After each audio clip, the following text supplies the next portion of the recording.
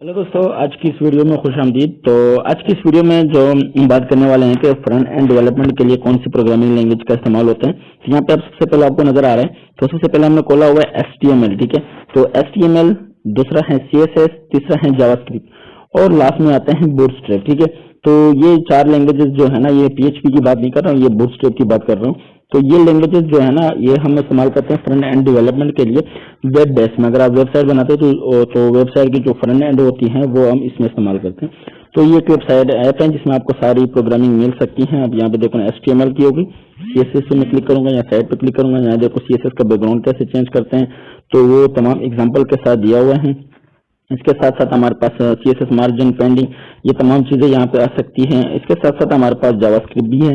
तो ये तमाम प्रोग्रामिंग जो है ना, ये 3-4 हम फ्रंट एंड डेवलपमेंट के लिए इस्तेमाल करते हैं। मजीद वीडियो के लिए हमारे चैनल को सब्सक्राइब करें। At the last, Allah Hafiz.